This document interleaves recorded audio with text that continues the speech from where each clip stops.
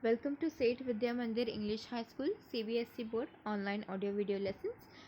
I'm your English teacher Jheel Miss, and today we shall be learning the second part of our chapter, Who Will Be the Ningthou. As stated earlier, all the three sons they reached the finish line at the same time. Hence, there is no future king declared. So the king and the queen they asked their sons to do something different from each other so that it becomes easier for them to choose the future king. Do something different, each one of you, so that we can decide who will be Tungi Ningthou. Suddenly, Sanajaba mounted his horse and held his spear straight in front of him. He looked around. There was a hush among people. What is Sanajaba, the eldest, going to do? They thought to themselves. So the eldest son, what he did is, he mounted his horse, means he took him up and he held his spear straight in front of the horse. And he looked around. And the people of the kingdom, they were wondering that what is the eldest son up to. Sanajaoba then looked at the huge banyan tree standing majestically in the distance. He pierced the tree and jumped his horse right through it. So what the eldest son he did is, he pierced the huge banyan tree, and he jumped with his horse right through it. Bravo, bravo, the people shouted. Tauro, Tauro, and they fell silent. Now it was the turn of the second son. Sanayaima, what would he do? Sanayaima too looked at the banyan tree as he mounted his horse. Then he too rode towards the tree harder and harder. The people watched in silence, afraid even to breathe. When he was really close, he urged his horse to jump. Higher and higher the horse rose until horse and rider jumped clear over the huge tree and landed on the other side in a wonderful motion. So over here, the second son, that is Sanayaima, he too tries doing the same thing as his elder brother. What he does is, he takes his horse and he tries to jump through the tree, but after multiple attempts, finally he succeeds.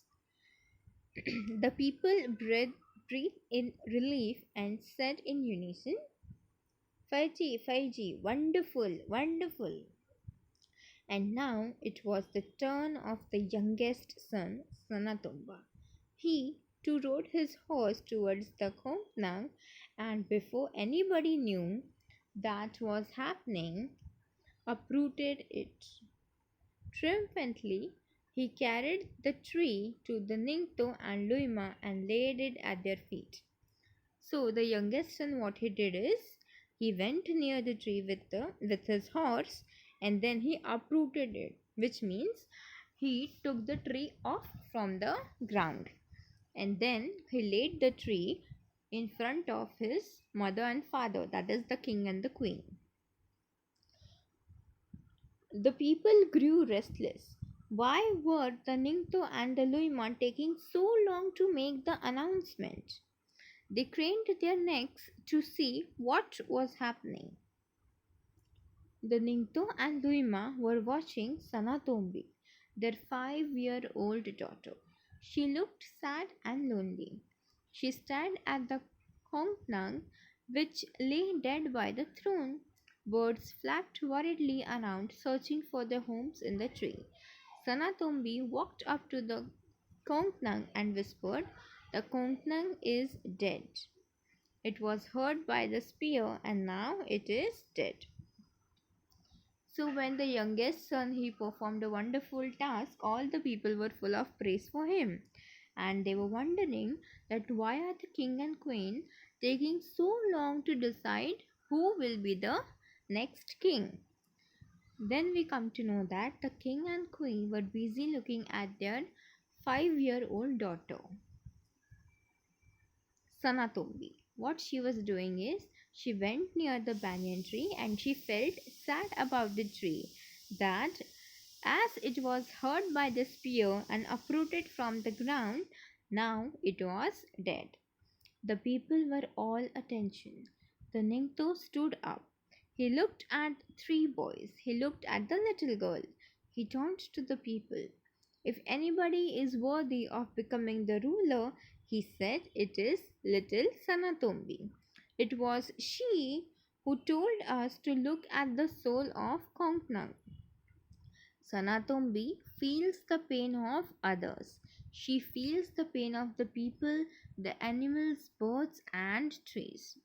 So, over here, when the tree was uprooted and the tree was dead, all the birds living on the tree were homeless, and Sanatombi could not make herself feel any better as she was in pain. So the Ningthou he declares the 5-year-old daughter Sanatombi as the next ruler of his kingdom. Why? Because she has developed compassion. She cares about other people. She feels the pain of the people, animals, birds, and trees. I declare Sanatombi the future Luima of Kanglai Park, the Ningthou said. A silence fell. Everyone turned to look at the little girl, their future queen. There she stood, all of 5, like a small kongnag with birds flying all around her.